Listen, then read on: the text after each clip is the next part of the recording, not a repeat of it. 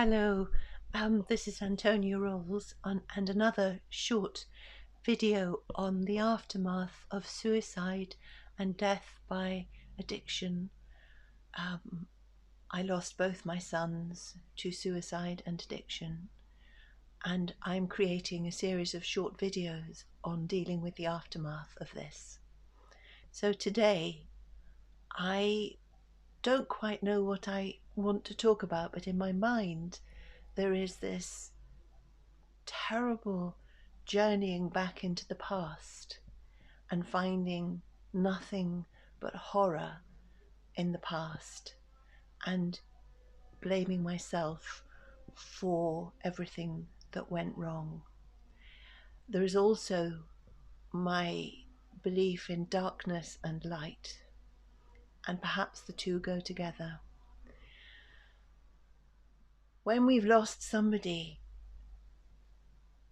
and that person has died one of those lonely, isolated deaths in squalor and dirt and cold, and their lives have become so unmanageable and so lost, and we watch them decline, we have no idea how to intervene, but we want to save them, and we watch and they get worse, and then the worst thing happens and they die, and we're left thinking, what the hell? How could I have let this happen? As if we had let it happen. It's very, very hard because our rational mind knows that we didn't kill them, and we didn't stand by with our arms folded saying, well, it's your choice, you just do this and you'll learn your lesson, and when they die we say, told you so. That is just inconceivable. What happens is our hearts break as we watch somebody crazying into more and more addiction. We watch their lives crumble. We watch them destroy their souls, their hearts, their minds, their bodies, and we are actually powerless to stop that. What we do is we do our best, and we do what we can, because you can't save somebody who will not be saved. And when my son Kostya died, and I told his social worker, she said everybody has the right to refuse treatment.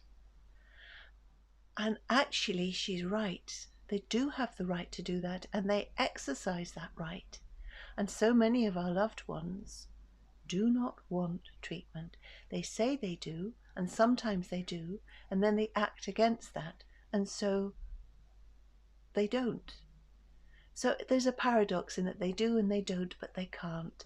And we, if it was as simple for us to make a difference and to change them by talking to them or stepping in and doing one or two things, then there would be no addiction. There'd be no suicide. But the whole business of suicide, addiction, overdose, death by overdose, by natural causes because of addictions, drugs, alcohol, because of accidents due to somebody being out of their heads and off their trolleys with whatever they've taken or done, we try to rationalize it to ourselves by saying, well, I wouldn't do that, so therefore why are they?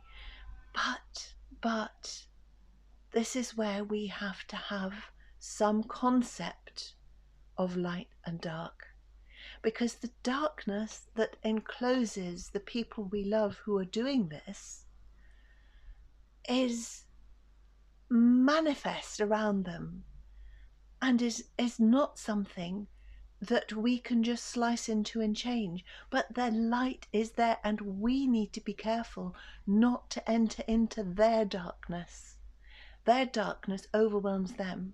We have to be careful not to become as dark as them, but not addicted.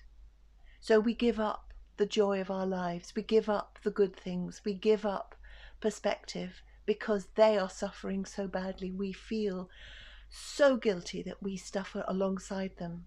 Now, it is wonderful to have compassion, to have empathy, but we have to have boundaries, and we have to remember that our lives are ours and their lives are theirs. We love them, we do what we can, we get their shopping, we tidy their places, we take their phone calls if we can face it. I used to be in such fear when the phone rang because I didn't know what was going to be at the other end if it was either of my sons.